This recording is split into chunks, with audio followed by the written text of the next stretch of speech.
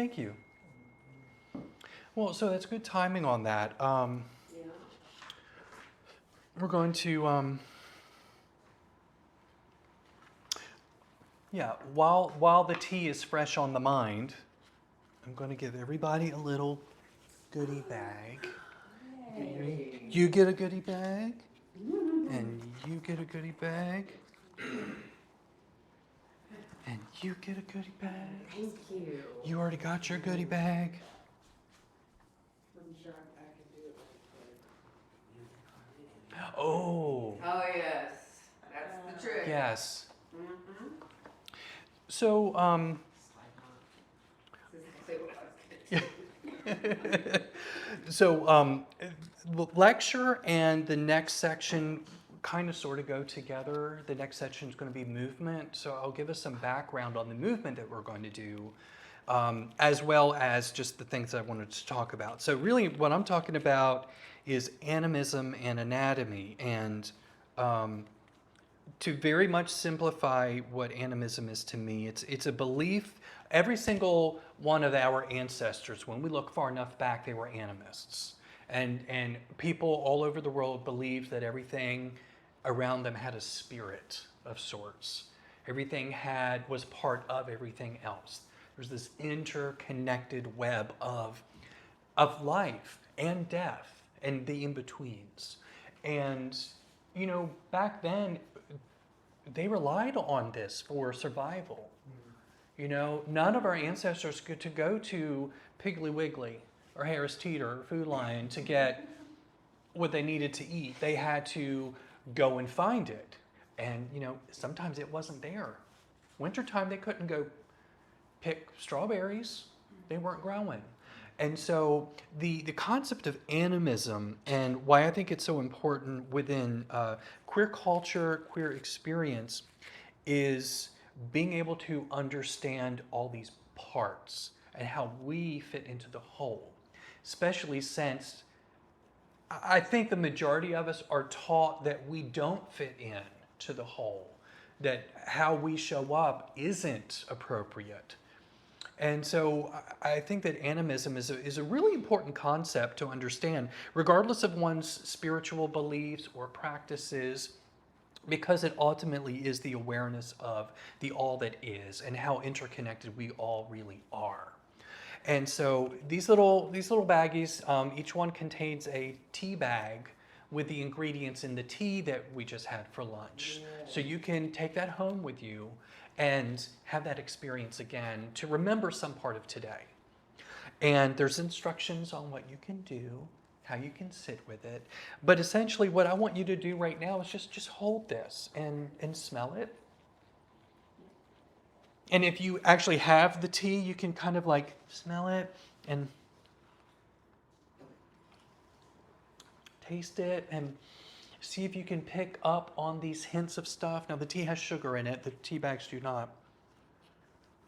And one of the things I would encourage you to do is, if your hands are clean, you can do this. Now you just take the tea bag out. You can somewhat see through it, but feel it. You can feel all the parts. There's going to be little pieces of hibiscus. There's going to be little butterfly pea flowers, rose petals, little pieces of spearmint. And you can even open it up and look inside if you want to touch them, because this is going in your mouth later, not mine. So you do what you want to do. That is your tea bag to do with as you want. But, because you can look and see even how the butterfly pea, you'll notice it's got a green base and this bluish purple top. Yeah. And seeing how, it's a flower, but it's been dry, so it closes in on itself. The pieces of the hibiscus, they're not flowers, they're the part of the calyx, which is what comes up after the flowers fall off. That's what hibiscus is that we drink. And so they're more tough. There are, pinkish red rose petals. They're a little bit, they're firm, but they're a little bit more on the delicate side. And then the spearmint's going to be a mixture of the leaves and a little bit of spearmint dust. But, each one of these individual plants has its own spirit. It has its own message for us. Each one tells us something, and your relationship with the rose petals may be different than mine. You know, you may really feel like, I'm really digging this blue butterfly pea. We'll all have our own experience with all the parts based on the relationship that we have with those parts. Yet when we put all these parts together into this tea bag, we have the making of an herbal tea. It doesn't lessen the importance of the individual parts, you know, and we don't want to, like, if we focus too much on the individual parts, we lose sight of the delicious tea that we're drinking. But if we lose sight of the individual parts when we drink the tea, we're also missing out on something as well. And so this is just kind of an example of how we can look at life from an animistic lens. Like, everything around me in this room has a spirit to it. It may have there is a difference of level of awareness or sentience, we'll say. Like, I really don't think this pen is going to have the same degree of sentience as that bird outside when I interact with it. But I could look at this pen as having a spirit, because this pen is the one that I use to write in this notebook. And this notebook is the one I take to classes. So this pen has the energy of study, of learning, of community. And the pen itself came from a massage class, from a class that I took. So, you know, this pen literally has the energy of learning built right into it. And so, and when you want to close your bags up, you just pull on the string and just kind of pucker that tea bag back there. But this is one way that I try to interact with the world around me, is by acknowledging the parts of the beings that are around me, and how fortunate I feel to be able to have that experience, to be able to have the faculties to even touch, to smell, to taste, you know, all the senses. We don't all have the same level of experience in terms of the physical senses. And so we may have stronger senses than others, each of us. So macrocosm and microcosm. So macrocosm, we think of I want to say the all that is, the great mystery, and much like the ocean and a drop of water. Like, they're both water, and you can take a drop of water from the ocean, and that's still ocean water. It's a drop of it. It's going to have all the same stuff in it that the ocean has in it, just at a smaller degree. You know, you won't find a boat in that drop of water, but there's going to be so many microorganisms in there that there is a whole world happening that we just don't see. Yeah. But we oftentimes, you know, like, put ourselves down because we're not enough, or we're told we're maybe too much, when we're all still essentially drops of the great mystery, all that is. So how do we find ways of actually living that and experiencing that? So the microcosm, I try to look at my physical body as that manifestation of the all that is, in all my perfect, imperfect ways of embodying all that. And I'm really big on embodiment practices by using the bodies that we have to get the messages from spirit, from the ancestors, from the animals around us, from the plants that live around us, Mother Earth herself. We have the ability in these bodies to do so much. Yet at the same time, we have so many challenges about being in the bodies that we're in. And when the world tells us, yeah, but that's wrong, the things that make you feel good in that body are not acceptable, we're constantly, it's beaten into us that just existing is somehow wrong. And that's I don't know, for me, that was a struggle for me. I experienced religious trauma growing up from a very loving, very deeply spiritual family.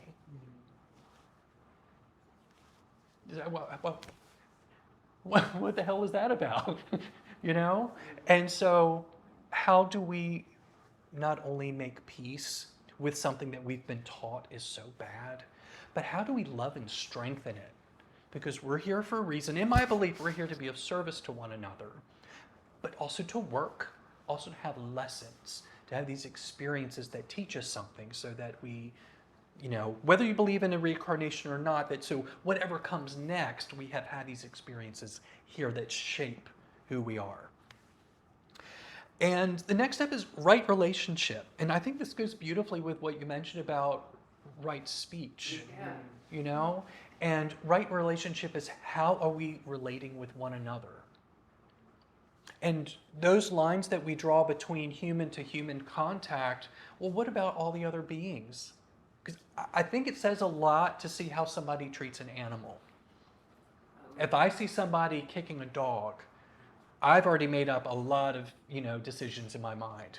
Like, that's not a good person. They're not trustworthy. What's going on there? What happened to them? What happened to them? Who hurt them?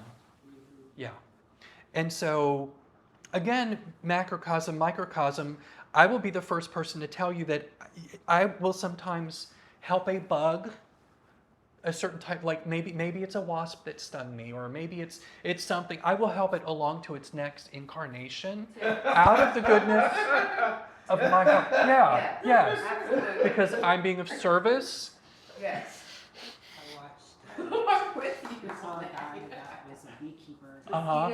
He went somewhere shaded and he let the bee disentangle itself from his hand. Oh, wow.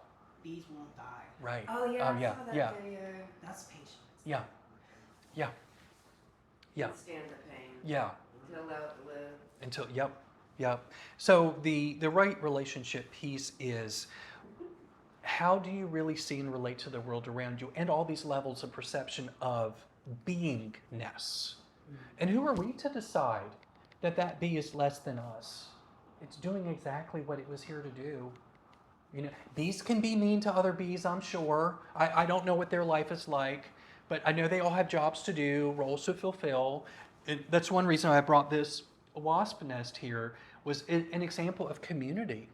Just seeing like this is actual a physical demonstration of community.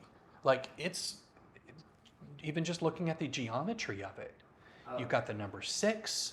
For one, that's an interesting piece. You've got all these little chambers that they have been meticulously built together. Because without this community, that colony doesn't survive.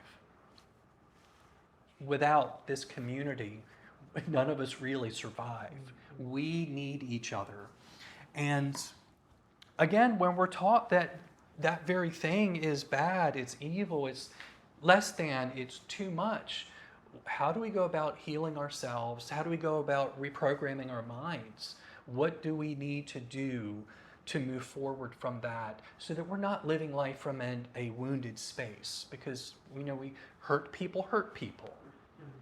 And I know I have seen it. I'm sure everyone here has seen it in the queer community where, kind of like what you said about we don't always have to read every, like we don't have to read each other for filth all the time.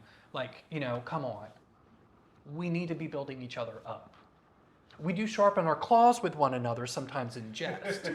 and there is a fine line there between, are we having healthy fun, healthy jest, or is this passive aggressive, harm happening here? So with right relationship, one of the things that I encourage everyone to do is begin relationships with things that you might not see as having beingness. So, okay, here's this lid. Okay, I wash these lids, I let them dry, I put them in the appropriate area under the cabinet. With the other lids, they're exactly the same size, because that's how I roll. But really looking, how often do I hold this lid and say, thank you so much for keeping my food fresh for me? I rarely do that. Whoops, say what? Look at the branding. And they're glad. I'm so glad. Thank you. Yeah, right. Yes. Yes, thank you.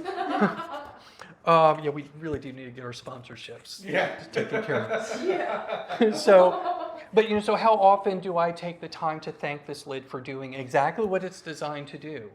Do I ever tell it, you're just being too much. You're holding that food in and sealing in that freshness way too well. That doesn't happen. Right. But taking the time to actually sit and say, I'm really thankful that I have this. For me, it's a lot better than using plastic wrap, which I never am able to really use that well without making a bigger mess. So that's just an example. Is there somebody in your life that you just pass on the street every day or at work or whatever that, might actually appreciate you saying, I really appreciate the way that you always show up. Or, thank you for holding the door for me the other day. Or, you're always so quiet and I feel peaceful when I'm around you. How often are we telling that to people? How often are we going outside and saying, oh, the ants are all over my plants. Oh, got to get these ants off. Well, without the ants on the plants, they may not, they're helping to pollinate. There wouldn't be food. So how often are we judging those ants for being bugs on my pretty plants when they're doing exactly what that plant needs to make fruit to feed our sorry asses, when we're acting like we are entitled to the fruit without, the work behind it? That's just an example. So right relationship, the way I see it, is interacting with the world from a place of respect and peace in as much as we are able to do. Because the world we live in is not a peaceful place. There's stuff happening all the time. There's challenges happening all the time. And we just do the best that we can, and other people, we hope, are doing the same.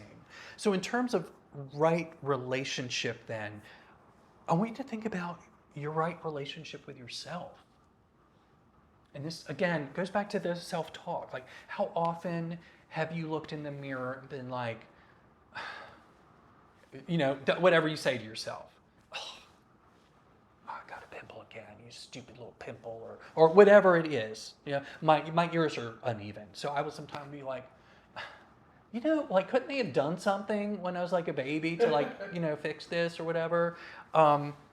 Think about how harmful those things can be to us. When we're used to it, we don't even know that we're talking to ourselves that way. Yet when somebody says, you have such a beautiful smile, thanks, and we can't receive.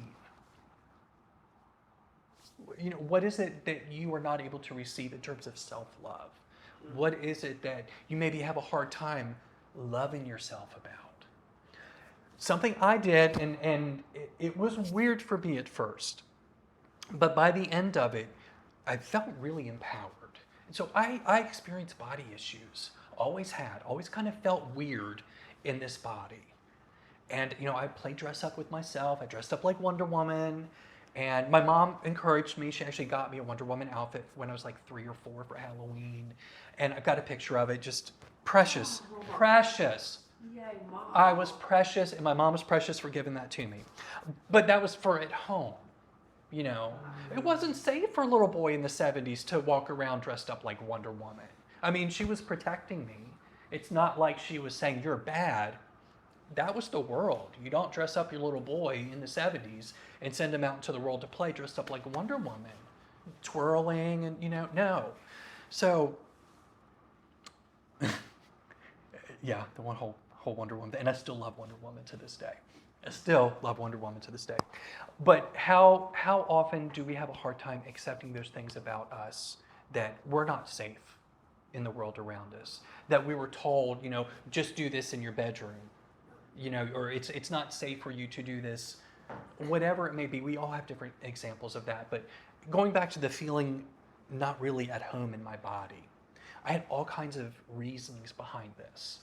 When I was a little kid, I just thought that I was supposed to have been a girl, but I didn't have the parts. So I just pretended I was most of the time. I dressed up. I played superhero twins. Steve and Sheila is who I was. And I had a little mesh laundry bag. When I was Sheila, I wore it as a skirt. And when I was Steve, I wore it as a cape. And there were these like Wonder Twin kind of knockoffs, basically. But I didn't understand why my body didn't match what I felt. And I just didn't know any better until just really even a few years ago when I finally kind of had a really intense spiritual experience in a beautiful ceremony. And I'm like, oh, okay, I get this now. Nothing's wrong. It's just that the parts maybe don't all seem to. It's like when you buy a car and then it's a Yamaha, but this brand XYZ is going to be the part that you use to fix your car because it works. I kind of felt like that. I kind of felt like, well, everything's functioning, but it's not the right brand name or something. Like what's happening here? And so over time and through therapy, for me, I needed to get trauma-informed coaching to help me after therapy. I did EMDR therapy to kind of pull the Band-Aid off of a lot of trauma. But after a certain point, I was really just left feeling raw. And the therapist was amazing. Now, I would see her any time of day. But that wasn't enough for me personally. I needed to add in another modality, another way to heal the raw at that point. And that was the point where I really started to understand how to sit with the discomfort, how to love myself even harder, and how to be a little bit more aware of those times where I was holding myself back, being too hard on myself, or quite simply being mean to other people because of my own bullshit. Because it would happen, not too often, because, growth, but, every now and then I would be like, oh, I did it again. I just tore somebody's face off, just a little bit, but tore their face off just enough for them to get mad and for me to be like, oh man, that really wasn't about them. That was about me and my own stuff that I still haven't come to terms with. So parts work. Our bodies are kind of like how we look at the macrocosm. So I want you to take a moment and just feel your toes right now. Sense them, touch them, look at them, whatever you want to do. Just be aware of your toes. Your toes have a very specific purpose. They do things for you. You saw me pick up, trash in the kitchen with mine.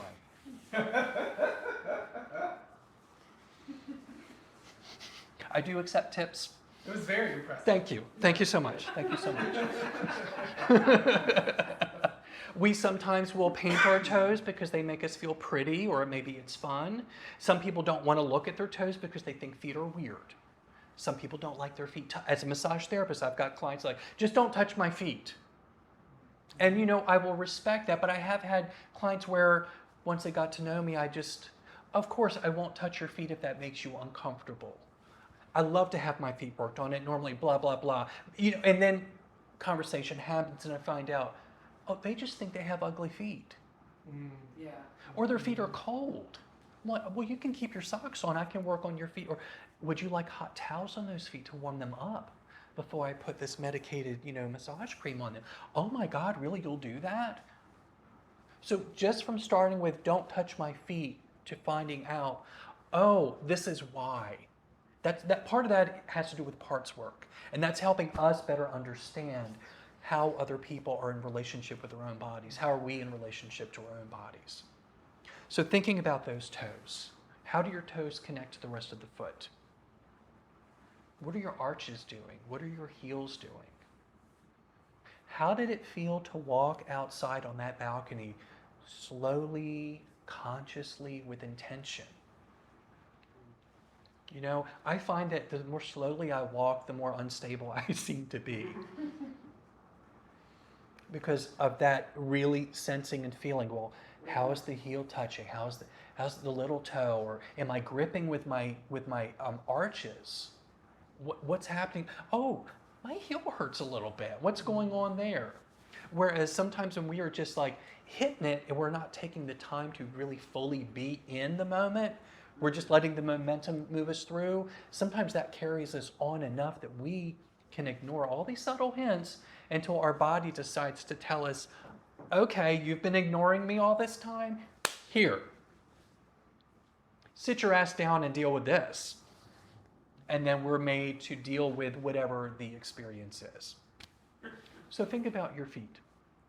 Our feet connect us to the ground.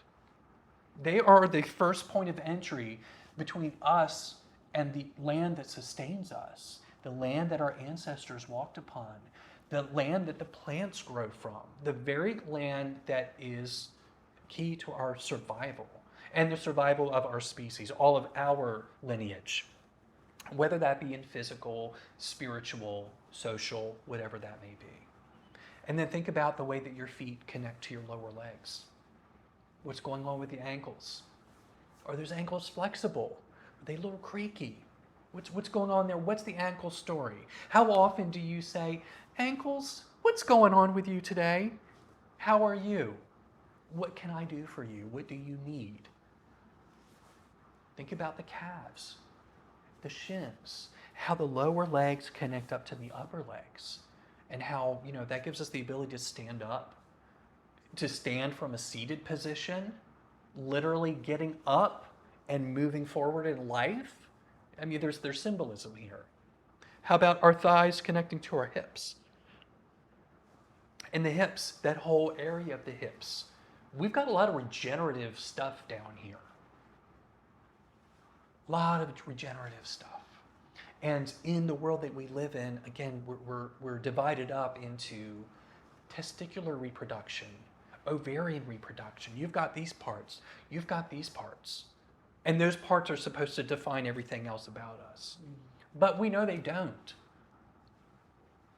So how do we find our way with that when this piece doesn't feel like it matches up to this piece because that's what the world is telling us, or that's our lived experience? We all have these lived experiences that could be vastly different from one person to another. So how often do you connect in to your hips, to your parts, to the parts that are supposedly define you? And just listen. Just listen. And that's just the lower part of the body. Then we've got all the digestive. We've got all the organs that we, loved on before we had our lunch break. All these different parts of our body have a spirit. And that's the thing I really want to impress upon you here with the macrocosm, the microcosm, right relationship in the parts work is how are we in relationship with ourselves, and how often are we giving our physical bodies what we need? And it's not just about water and food and rest. It's also about companionship. It's also about a degree of touch. All kinds of touch. It could be completely platonic, a friend just patting you on the back. It could be pleasurable touch that's maybe that pat becomes like a caress or a little spank or whatever it is. There's all kinds of physical needs we have. There's all kinds of ways we receive through physical touch. What about being heard? I just need somebody to listen to me. How often do we give ourselves that chance? How often do we let our body communicate to us and we can really listen to that? So that's a parts work is something you'll find within trauma work, within psychology, within certain types of life coaching. So my example I gave you today is really defined to be relevant to why we're here. It's not an all-encompassing definition of parts work. That's way beyond my scope of practice and the work that I do. Okay, that's just an example of how we can relate with that. Now, body energetics. Now, this is the part that I find is really, really interesting. So looking at the body, looking at, the hand now, let's say, we're looking at what does the hand do? Depending if you're right, left side dominant, ambidextrous. Well, so the side that is the more dominant side, what's going on with that hand? How well do you treat that hand? Does it ever, cramp up on you? What's going on? Do you tend to have scrapes and scratches on that hand because you're always like getting in shit and doing stuff? What about the non-dominant hand? What is it able to do? I love to sometimes write. So I'm right hand dominant, but because of my job, I know how to use both my hands pretty well. But I'm not very good at writing with my left hand. And I will do things. Maybe it's not writing words, but I'll just doodle with my left hand to see what that left hand wants to tell me. It looks different than when my right hand does it, I swear. And so that's one way that I work with the balance within my own body, is to give the parts that don't always take center stage a chance to take center stage and to let that energy come through.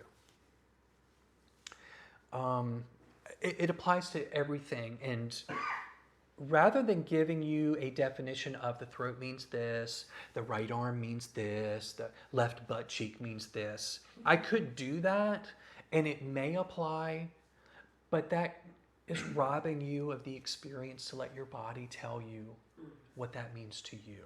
That's like saying a hawk and being like, oh, hawk always means messenger. Hawk always means, perspective. Or, looking at the bigger picture and being able to hone in. That may not be what hawk may mean for everybody in every moment. Okay? Somewhere like this, it's not a big deal to see a hawk. So that doesn't necessarily mean, I just saw a hawk, therefore that's a sign from the gods, from the universe, from my ancestors. That's a sign. And I heard frogs, so that's a sign. And there's wasps over there. So how often are we overlooking the things that are just simply our neighbors and assigning too much emphasis on something because otherwise we're just not used to paying attention to those things? So how often do we not pay attention to that wrist until it speaks up and makes us listen to it? What is it that you do regularly to honor your body, to listen to your body, to embrace all the parts of you, each part that has its own spirit, its own purpose, but as a whole, they make us up who we are. I'll check my time here. So self-love is what's coming up next. So these teas, this is one example of how I show my self-love. I understand some of the chemistry of herbs. I understand how to address certain imbalances in my body. So I will use herbal teas to feel better. But sometimes I just like tea because it's fun and it's tasty and it's pretty. Permission to take a break. Yeah. I want to be pretty and tasty. I don't always want to be therapeutic and medicinal.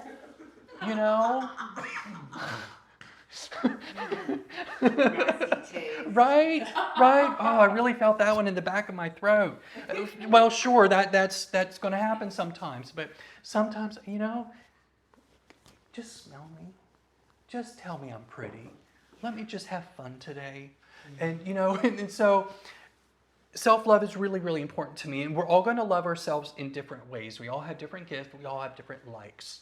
We all have different needs. So what I want to encourage you today, and this would be your journal prompt, you don't have to write it down, you can think about it, but in terms of like love languages or those things that you receive that make you feel better, what do you need? What does your body need? And I encourage you to think beyond the food, the water, the sleep part of things. I want you to think in terms of like what you do for your work, your relationships, fun. What kind of physical movement? I'm saying physical movement rather than exercise because exercise has a charge to it. We can, as long as we're moving our bodies, we're engaging. So what do your body movements look like? How do you unwind? How do you express yourself creatively? These are all ways to love ourselves. And when we're missing the mark on one or two, normally the other pieces, they team up enough and we get through, we're fine. But when we start missing the mark and not paying attention to all these different things that we need, that's when the body starts to speak up. And it can speak up in physical sensation things. It can speak up in thoughts. It can speak up in emotions. Now, kind of flipping things on the other side too, just because you're experiencing something physically or having a certain thought or a feeling doesn't mean that you're broken or that you've done something wrong. We're in bodies. We're going to have experiences. Life is not fair. Person A over here may have a really easy time doing all the physical stuff, but mentally they are having a hard time. This person over here is super, super like emotionally mature, able to hold space for others without taking it in. They can't walk down the street without tripping over their left feet or whatever. So we all have our own experiences. We all have our own challenges. Just because something's happening doesn't mean that there's something wrong. It doesn't mean that the sniffles that you have are a deeper message that you're not loving yourself enough, so that's why this happened. And I say that because I believe that. I got a lot of these metaphysical books based on healing that like to tell us, well, if you experience this, that's what this means.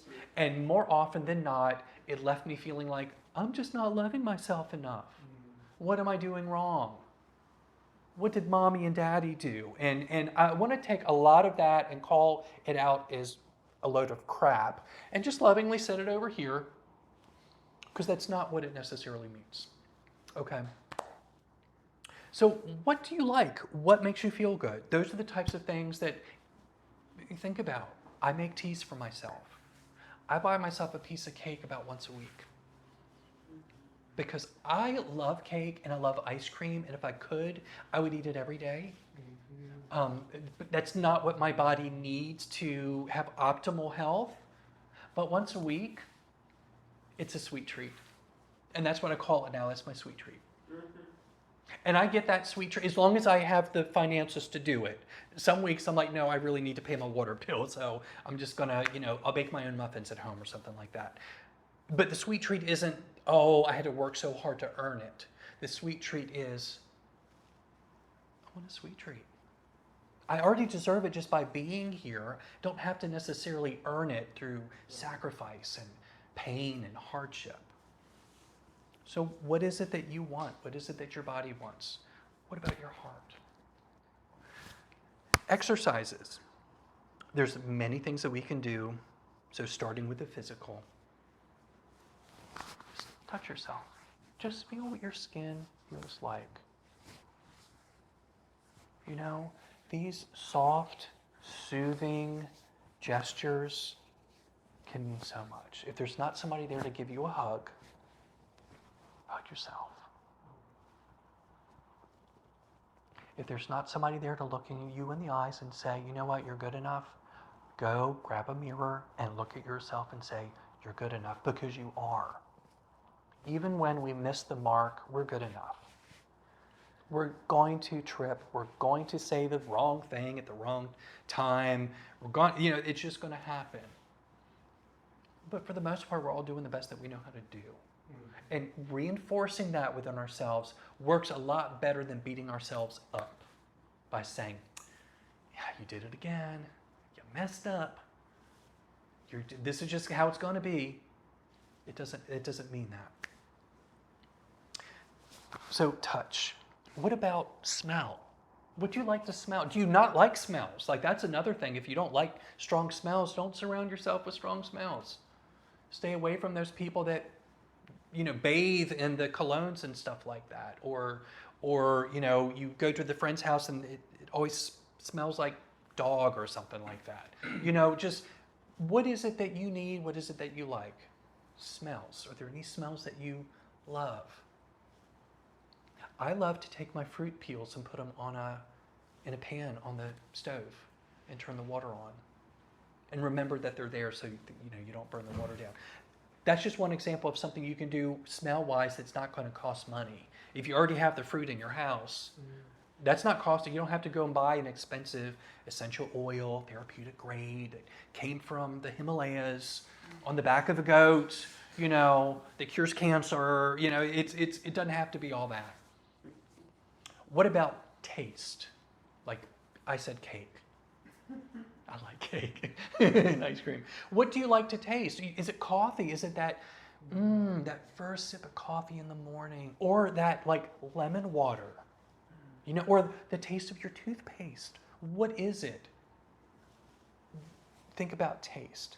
What about sound? What are you hearing? What are you listening to? What's coming into the ears? You can set the tone for the day beautifully by taking control of certain things that we have that authority to take control over. Maybe don't scroll right away. maybe put on a little music that gets you going. Okay, I was on a Bjork kick recently. I don't know why, but I was listening to Bjork first thing in the morning, every morning for a couple of weeks, and I'm just like, I'm really like feeling, that old, like maybe, back in the 90s, back in the late 80s, I'm getting in touch with something here. That was the sound that I needed to move myself through something. And it turns out I had a difficult situation to go through. A couple weeks after that, I had built myself up and I was able to handle it because I was in a stronger space. And so we did. Oh, and look, sight. What are you looking at? Do you have, we've got a beautiful altar here with all kinds of meaningful objects that we can look at. And each one of these things up here, whatever you brought, is meaningful to you for some reason. I'm a big believer in having sacred places within the home that can help bring you into focus. What are you looking at? Is it pleasing to the eyes? That's another way of self-love. Then affirmations and reframing. Affirmations, reframing, I'm using them really as the same type of thing here. Building oneself up. So as soon as you hear that negative self-talk, what's the opposite of that? Okay, I didn't study for my exams well enough and I got a C. Okay, I knew enough of the material on that exam that I got a C. I can study a little bit more if I want to get an A next time. You're not taking the C away. You're not missing out on accountability, but you're building yourself up, saying, I knew enough to handle this, this, and this. And next time, let's maybe step it up a notch. Okay? I am afraid of such and such. I'm trying to think of a good example. Come up with a negative self-talk just in your own mind, something that you've told yourself that's not so loving.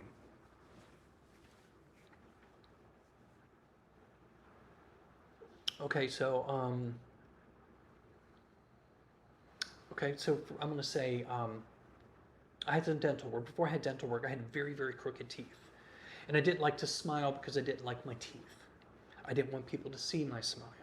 But it was also known for humor.